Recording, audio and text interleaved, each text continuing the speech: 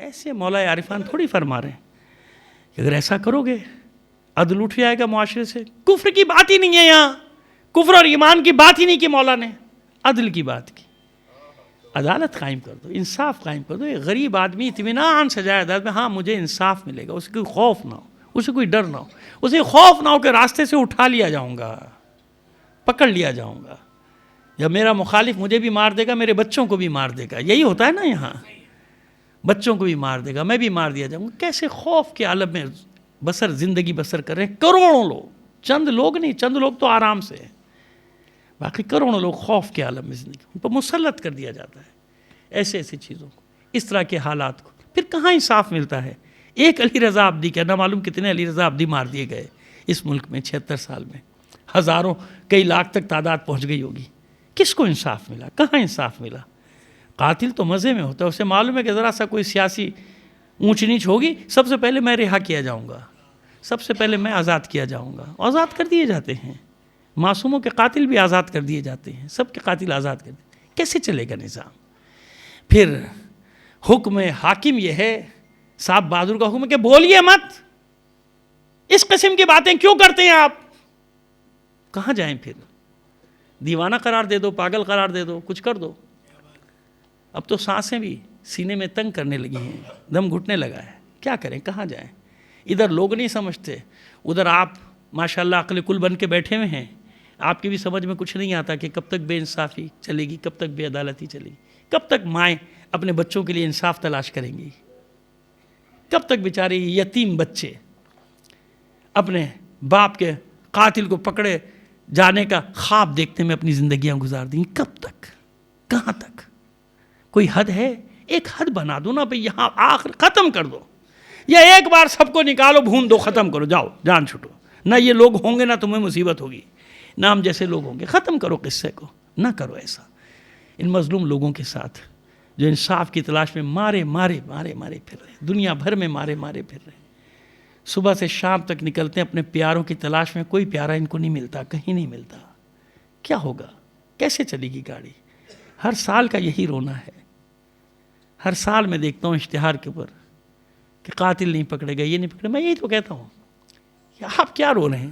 یہاں تو پورا 76 سال کی تاریخ, اوپر 76 سال زبان پہ رٹا ہوا ہے پچھلے سال کا, اب تو 76 سال بھی ختم ہو گئے, 77واں شروع ہونے جا رہا ہے. یہی کہانی ہے. کہاں جائیں؟ فریاد لے کے کس طرف چلے جائیں؟ بس اس سسٹم کے خلاف, اس نظام کے خلاف بولنا مت.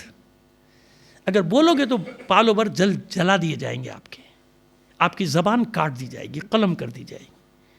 لیکن مسئلہ یہ ہے کہ جس کے سامنے کربلا ہے, اور جو کربلا کو تھوڑا سا بھی سمجھتا ہے نا, وہ زبان بند نہیں رکھ سکتا. مشکل یہ ہے, جب تک کہ کاٹ نہ دی جائے جب تک بولتا رہے گا.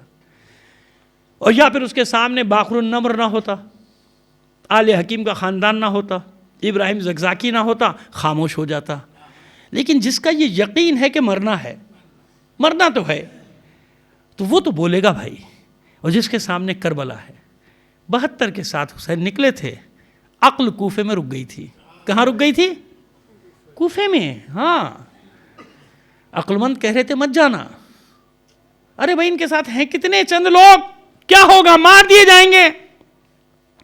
عقل کا تقاضا یہ ہے کہ اپنا مال بچاؤ, بچے بچاؤ, گھر بچاؤ, سامان بچاؤ, ہے نا.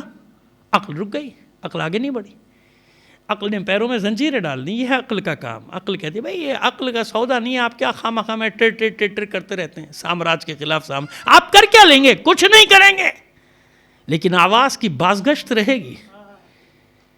یہ کوئی نہ کہے کہ وہ ایک جگہ ہوا تھا ایسا کہ ایک صاحب نے ہمیں بتایا کسی ملک کے بارے میں, نام وام نہیں لیتے ملک کا, ہمیں کوئی خوف نہیں, لیکن بہرحال تو وہ بتا رہے تھے کہ وہاں ایسے ایسے, مجھے امپریس کر رہے تھے کہ وہ بیچارے ماشاءاللہ دوسری لائن کے ہی تھے جی, حضوری والے درباری ٹائپ کے, میں یوں سمجھ لیجیے کہ درباری تھے. کہتے وہ کانفرنس کے وہاں یہ عالم ان کو 150 عالموں کے نام گنا دیے, یہ سب وہاں تھے, اور لسٹ میں تھے, یہ سب تھے, یہ سب تھے, یہ سب تھے, یہ سب تھے. میں نے کہا کوئی اس ملک میں ایسا تھا کوئی ایک دو جو نہیں آیا ہو؟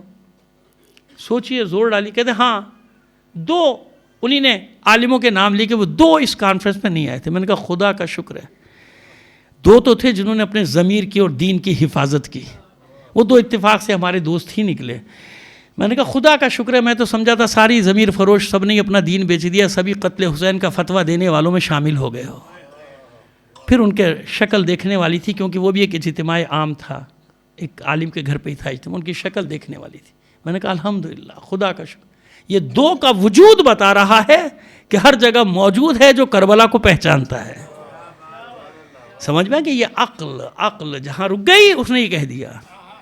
اس کے آگے کی منزل ہے بھائی، عقل میں معرفت ختم تھوڑی ہوتی، معرفت کا آخری سرچشمہ ہے دل دل دل۔ پروردگار عالم میں قرآن مجید میں عقل پہ مہر نہیں لگائی ہے، ختم اللہ علی قلوبہم، دلوں پہ مہر لگائی، عقل پہ نہیں، کیونکہ عقل پہ مہر لگ جائے تو مجنون ہے، دیوانہ ہے، پاگل ہے، اس پہ حکم کون سا آئے گا؟ کوئی حکم نہیں آئے گا۔ نہیں، دلوں پہ مہر، عقل تو کام کرے گی ان کی۔ عقل کام نہ کرتی تو اتنی بڑی بڑی سازشیں کیسے کرتے ہیں؟ عقل تو کام کرے، دلوں پہ مہر لگا دی ہم نے، ان کی سماعت پہ، ان کی بصیرت پہ مہر لگا دی، ان کے قفل ڈال دیے، دلوں پر مہر لگا دی۔ اور یہ دل کیا ہے؟ دل ہے معرفت کا آخری سرچشمہ، مولا عارفان علی ابن ابی طالب علیہ السلام۔ بس جلدی ختم کرتے ہیں گفتگو کو، جلدی ایک نتیجے تک پہنچا دیں۔ فرماتے ہیں کہ رب تعالی القرآن والقرآن یلنہ، کہیں یہ حدیث بھی ہے، کہیں مولا کا فرمان بھی، تشریح کر دیں گے تو واضح ہو جائے گا۔ بہت لوگ ایسے ہیں جو قرآن کی تلاوت کرتے ہیں، قرآن ان پہ لعنت بھیجتا ہے۔ رب تعالی القرآن والقرآن یلنہ، بہت لوگ ہیں قرآن کی تلاوت، قرآن ان پر لعنت بھیجتا ہے۔ اور قرآن تو تمہارے حلق سے نیچے اترے ہی نہیں، قرآن تمہارے حلقوم سے نیچے اترے ہی نہیں، پڑھتے تو ہو لیکن یہیں تک ہے، حلق تک ہے، سمجھ بھی نہیں آتا تھا یہ فرمان مولا کا۔ آپ نے یہ کیوں فرمایا کہ دل حلق سے نیچے نہیں اترتا؟ بھئی دماغ میں آنے والی بات ہے نا، سوچنے سمجھنے کی بات ہے نا، آسان ہو گئی بات۔ بس دل پر ہماری حکومت، گردنوں کی حکومت بدلتی رہی، بنی امیہ ہوں بنی عباس ہوں، جو آیا تو امیر المومنین بھائی، وہ آیا تو امیر المومنین، تو زندہ باد، وہ پہلا والا مردہ باد، یہی ہوتا رہا نا۔ لیکن آل رسول نے دلوں کو فتح کیا تھا۔ صدیاں گزر جائیں گی، ہزاروں سال گزر جائیں گے، ہم نے دلوں کو فتح کیا ہے۔ صدیوں کا قتل عام بھی لوگوں کے دلوں سے آل رسول کی محبت نہیں نکال سکا۔ ہماری حکومت ہے لوگوں کے دلوں پر، دلوں پر، دلوں پر۔ جب دلوں پہ حاکم ہو جائے پھر، اس لیے آپ نے کیا فرمایا؟ حلق سے نیچے نہیں اترا، دل میں آیا نہیں، دل میں آ جاتا تو پھر معرفت کا سر چشمہ پھوٹتا ہے۔ یاد رکھیے گا، خدا شناسی میں بھی 3 ہی مرحلے ہیں، حواس خمسہ کے بعد عقل ہے، عقل کے بعد پھر قلب، قلب قلب قلب قلب، جعل لکم السمع والابصار والافئدہ، سماعت بھی دی، بصارت بھی، اور دل دیا، دل دیا۔ اس دل معرفت کا وہ آخری سرچشمہ ہے۔ جب اہل بیت دل میں اتر آئیں تو پھر اس کے بعد قیامت تک آپ اپنیاں دیکھ لیجئے، 1000 خرابیاں بھائی ہوں گی ہمارے معاشرے میں، ہم بھی گناتے رہتے ہیں، ٹھیک ہے نا، بے شک، لیکن آپ انصاف سے بتائیے، ہزاروں کے قتل عام کے باوجود کوئی ہمارے دلوں سے اہل بیت کی محبت چھین سکا؟ ذکر کو چھین سکا؟ کتنی قربانیاں دیں، بڑھ گیا نا ذکر، کم تو نہیں ہوا۔ یہ میں اس لیے کہہ رہا ہوں کہ صرف برائیاں نہیں ہیں معاشرے میں، کم از کم یہ تو دیکھو نا کہ ان مومنین نے بدترین حالات میں بھی ایسا نہیں ہوا کہ کوئی ان سے ذکر علی چھین لیتا، ذکر حسین چھین لیتا، ہے نا۔ یہ ایک امتیاز ہے آپ کا دنیا کی قوموں میں، دنیا کی قوموں میں ایک امتیاز حاصل ہے آپ کو، اہل بیت کے چاہنے والوں کو۔ اس میں شیعہ سنی کی بات نہیں ہے، اس میں اہل بیت کے چاہنے والوں کی بات ہے۔ جو اہل بیت کے چاہنے والے ہیں ان سے کوئی ان کے دلوں سے اہل بیت کی محبت کو چھین نہیں سکتا۔ ایک صلوات عنایت فرما دیجیے محمد عالم۔ بس میں نے ختم کیا، میں نے بیان کو ختم کر دیا یہاں پر۔ بس یاد رکھیے کہ جو میں نے آپ کو قرآن کی بشارت دی نا کہ ضرور بے ضرور لَيَسْتَخْلِفَنَّهُمْ فِي الْأَرْضِ وَلَيُمَكِّنَنَّ لَهُمْ دِينَهُمُ الَّذِي ارْتَضَىٰ لَهُمْ وَيُبَدِّلَنَّهُم مِّن بَعْدِ خَوْفِهِمْ أَمْنًا۔ جب ظلم حد سے گزرنے لگے سمجھ لو کہ کچھ ظاہر ہونے والا ہے، لیکن استقامت کی ضرورت ہے۔ میں نے مختصر سی جماعت بتائی نا۔